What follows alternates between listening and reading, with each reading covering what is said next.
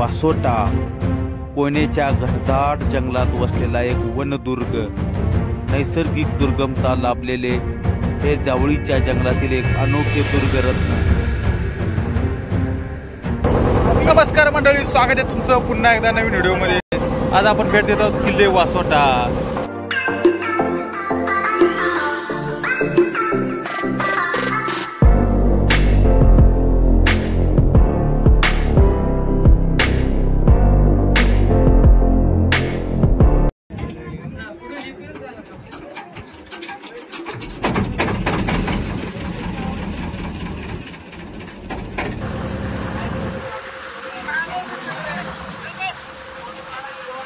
किल्ले वासोटाला जाण्यासाठी पहिला बोटिंगने प्रवास करावा लागतो आणि मस्त अशा सकाळची सुरुवात आहे।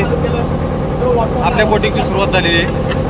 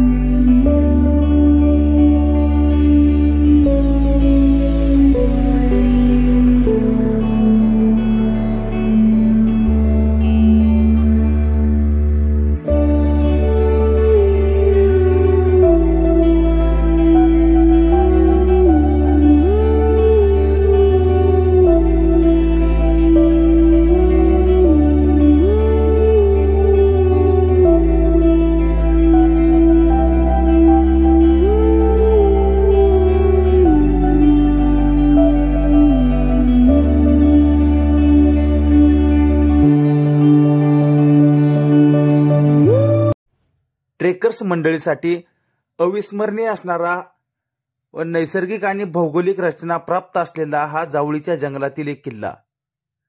या गडाला व्याघ्रगड असेही म्हटले जाते। छत्रपती शिवाजी महाराजांनी याचे नामकरण व्याघ्रगड असे केले होते।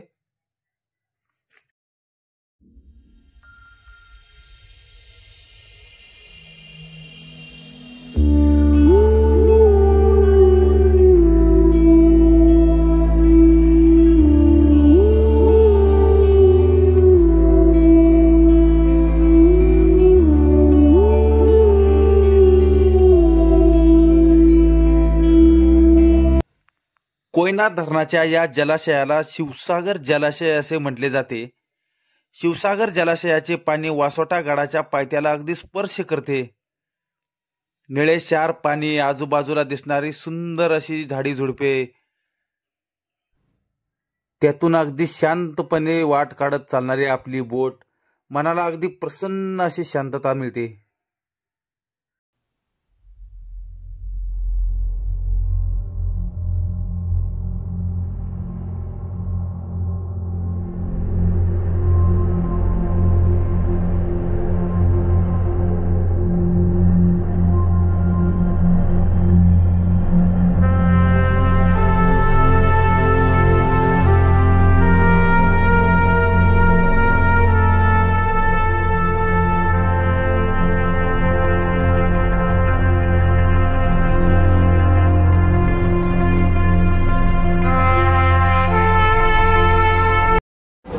जवळजवळ 1 ते 1.5 तासाच्या प्रवासानंतर फायनली आपण वासोटाच्या जवळजवळ पायथ्याशी आलोय।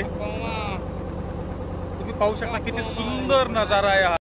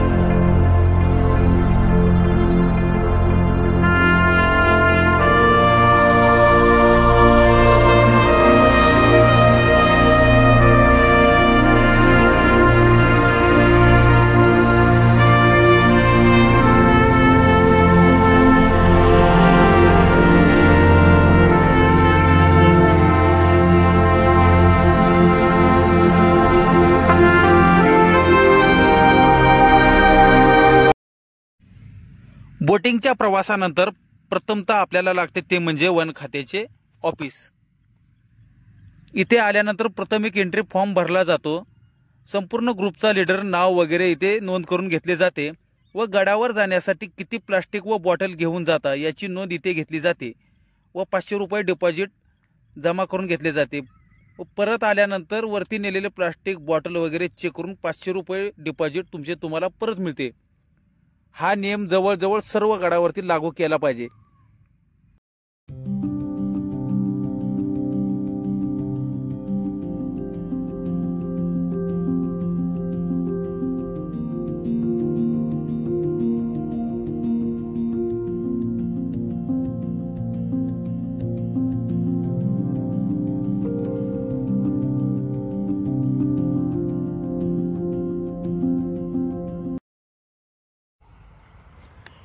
इथे आपल्याला लागते श्री हनुमंतराया व श्री गणेशाचे मंदिर। मंदिर पूर्णतः उद्ध्वस्त झालेले, पण ह्या सुंदर अशा मूर्ती खूप प्राचीन आहेत, अगदी मनाला प्रसन्न वाटेल अशा।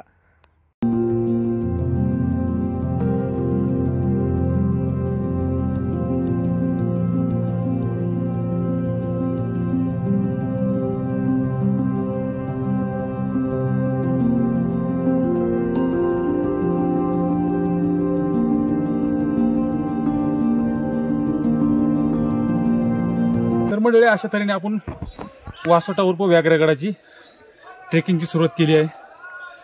पहिला बोटिंगमध्ये आल्यानंतर जेव्हा आपण जंगली ट्रेक चालू होतो, तुम्ही पाहू शकता किती घनदाट जंगल आहे।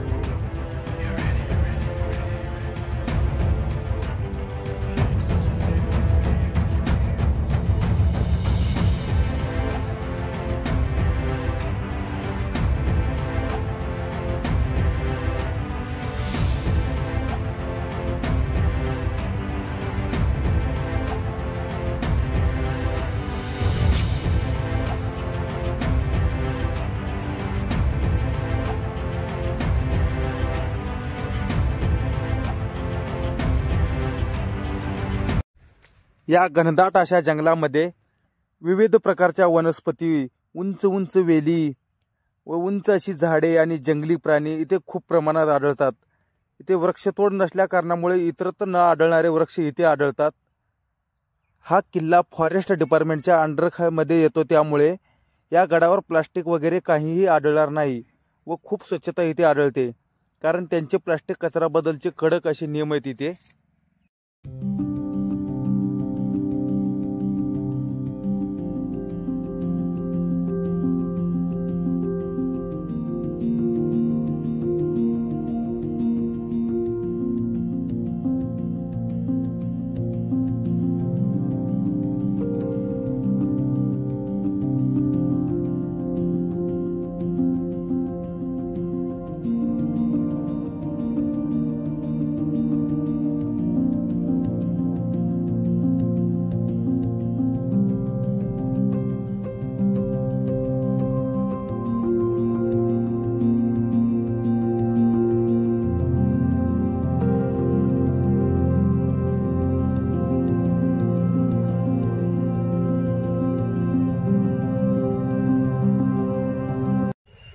गडाच्या महादरवाजापाशी पोहोचण्याचा हा सुंदर असा पायरी मार्ग।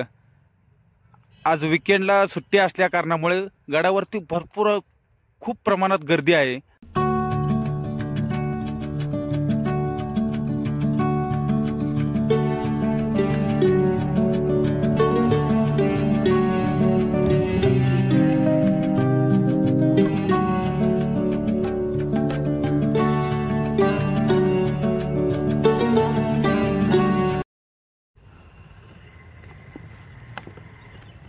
इथे लागते ते आपल्याला गडाचे मुख्य असे प्रवेशद्वार।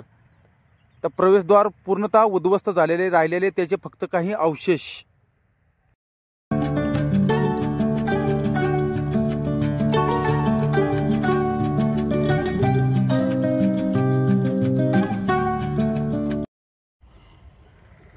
दरवाजामधून प्रवेश केल्यानंतर प्रथम लागते ते म्हणजे श्री हनुमंतरायाचे मंदिर। खूप सुंदर मंदिर आहे आणि मूर्ती खूप प्राचीन आहे।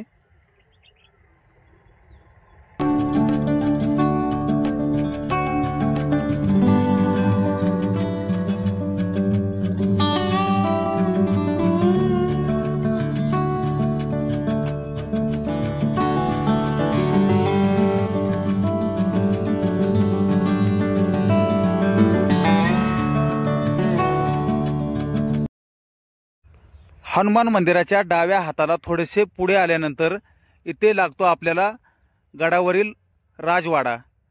त्या राजवाड्याचे फक्त अवशेष शिल्लक आहेत, त्याचे पूर्णतः बांधकाम नष्ट झालेले आहे, राहिलेले आहेत त्या वास्तू।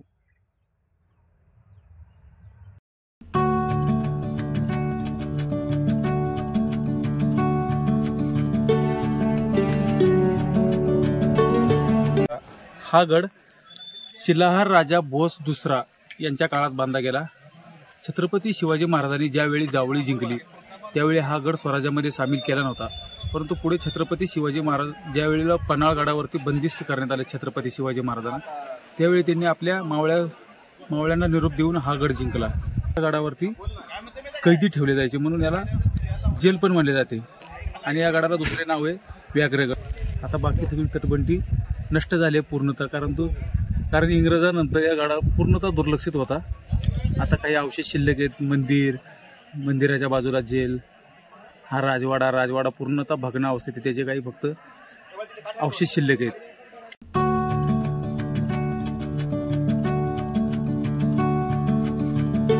याचे मुख्य असे टाकी त्या काळाच्या ओघामध्ये बरीचशी पडझड झाल्यामुळे काही वास्तू आहे काही गवताखाली गाडल्या गेलेत। पाण्याच्या टाकी बऱ्यापैकी व्यवस्थित, पण याची पण काही पडझड झालेली।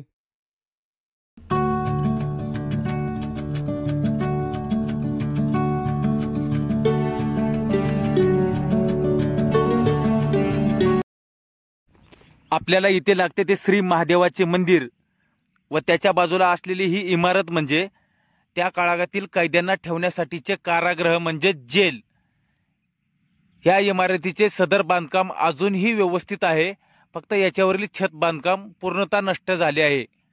आणि याच्या बाजूला जे अगदी दिमाकात इतिहासाची साक्ष देत उभे असलेले श्री महादेवाचे मंदिर।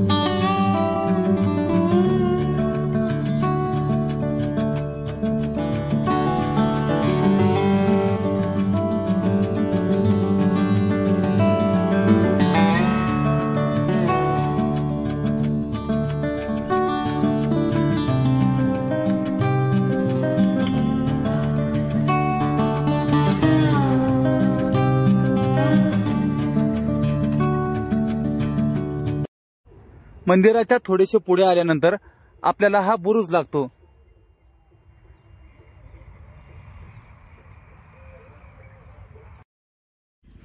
आता गडाचा इतिहास जाणून घेऊया।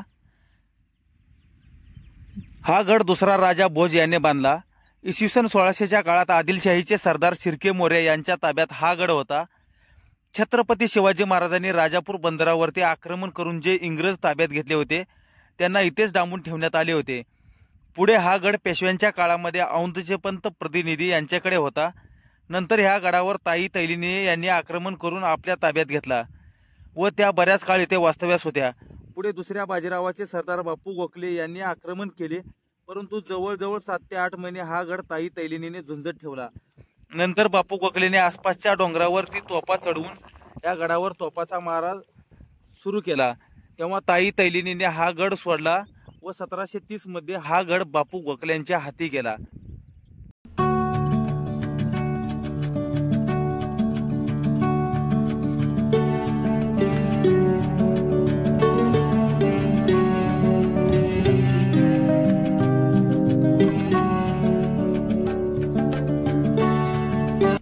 गडावरील नागेश्वर सुळका तुम्ही पाहू शकता.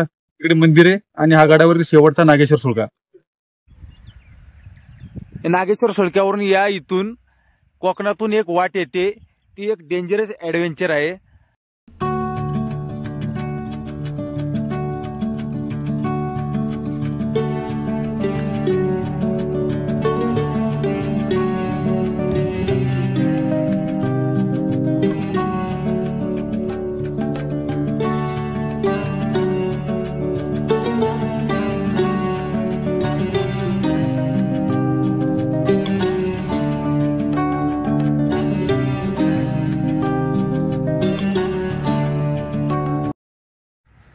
हा चुन्याचा घाणा तून गडाच्या दक्षिण दिशेकडे जाते वेळी बाबूकड्याकडे इथे आपल्याला पाण्याचे भले मोठे 2 टाके लागतात. याच्यामध्ये 12ही महिने पाणी असते.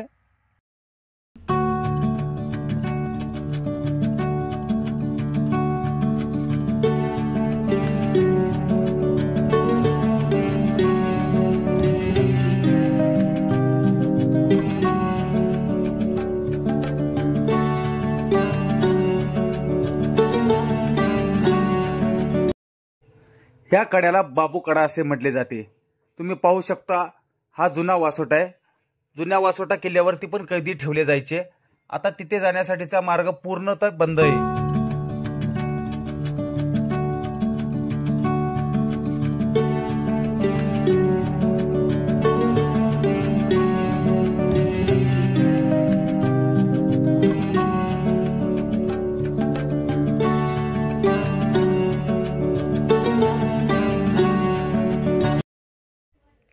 तर मंडळी, अशा तऱ्हेने आजचा आपला ट्रेक पूर्ण झालाय. पुन्हा भेटूया परत एका नवीन व्हिडिओमध्ये.